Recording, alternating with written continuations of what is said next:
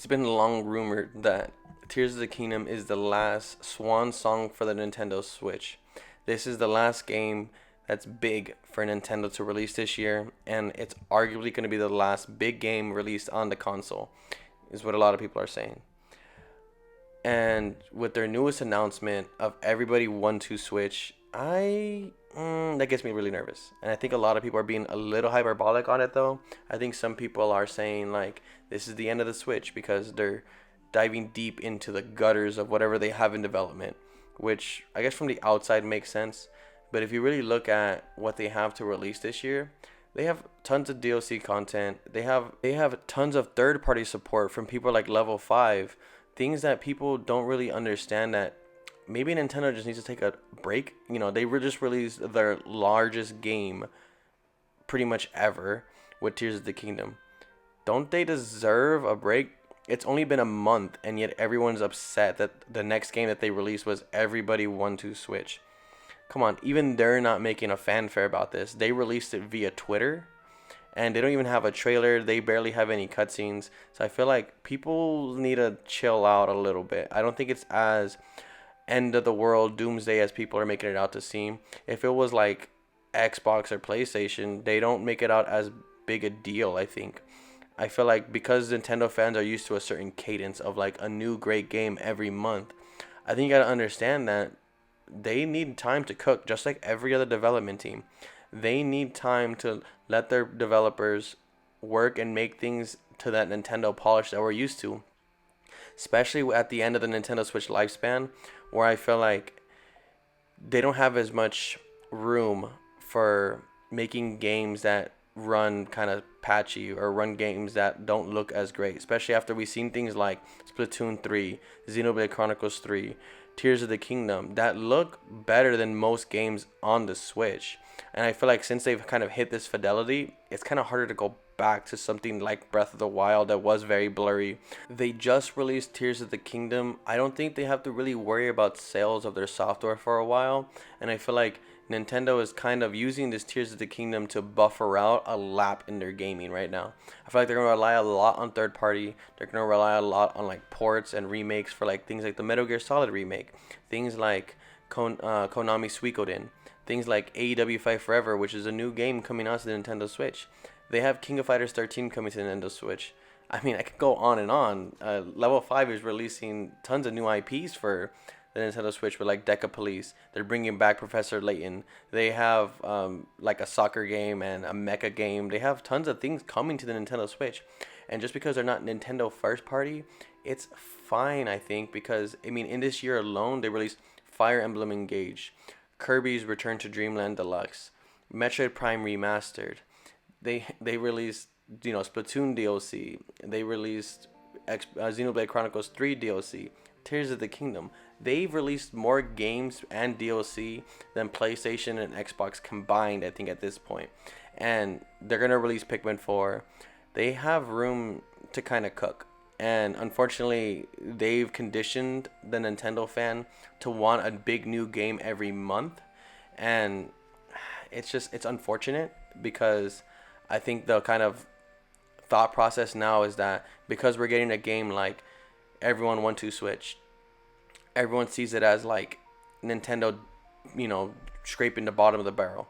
But I mean, it's fine if they do. I think like Nintendo deserves that credit to do so. They've been just working like slaves nonstop since the first year.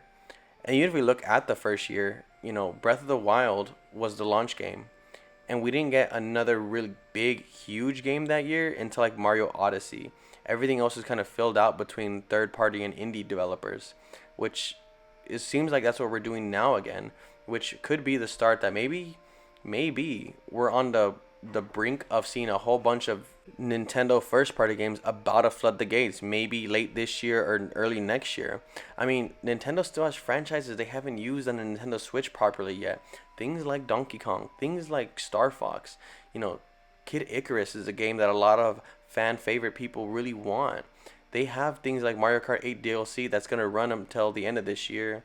They have Splatoon 3 DLC that looks like it's going to be huge and expansive.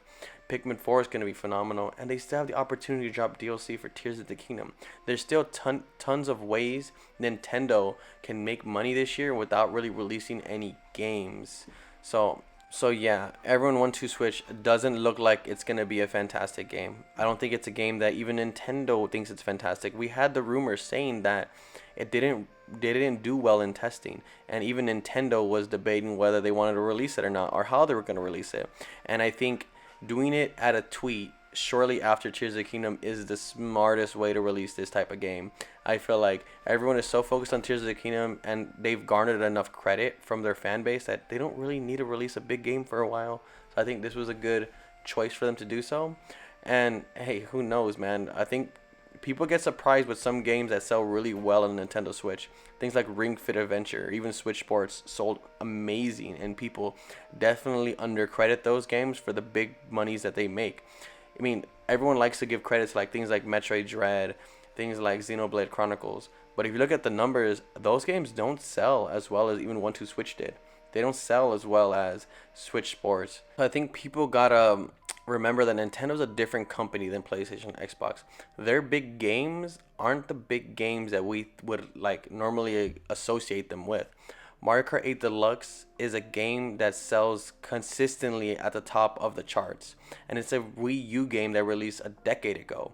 But to the casual fan base that Nintendo likes to kind of use to butter up their pockets and stuff like that, these are big games. Everyone 1-2 Switch might be a big game for Nintendo, even though they don't really market it because they don't really have a lot of faith in it. I just wouldn't underestimate the kind of family friendly image that Nintendo has and the kind of sway it has with like parents and people who don't really play games, people who kind of just want a thing to gather around their family with in the living room and have a good time.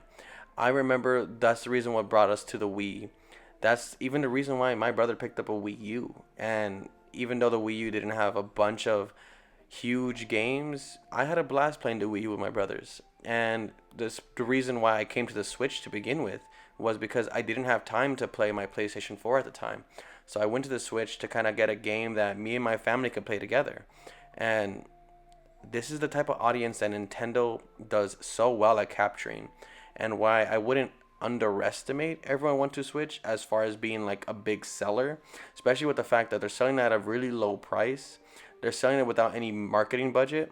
So the room to make money on this game is huge. So even if they sell 1 million, 2 million copies of this game, that might be more than enough for them to make huge reimbursement on their funds.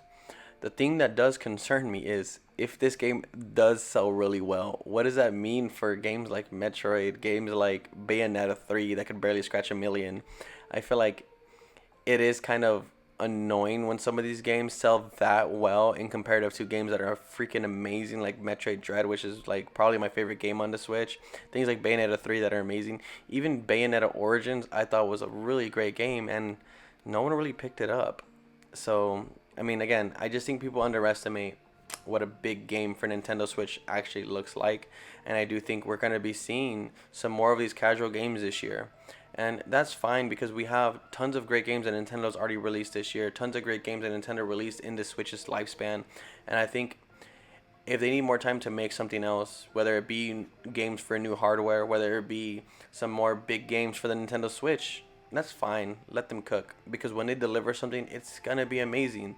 And I feel like people need to stop looking at everyone 1-2 Switch as like this doom and gloom. This is the end of the Switch. Switch is gonna be on a huge decline from here, etc., etc.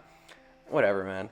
Anyways, those are my final thoughts on this topic. Let me know down below if you guys like the video. Please consider subscribing, as it does help me out tons. And with that, I'll see you guys at our next video.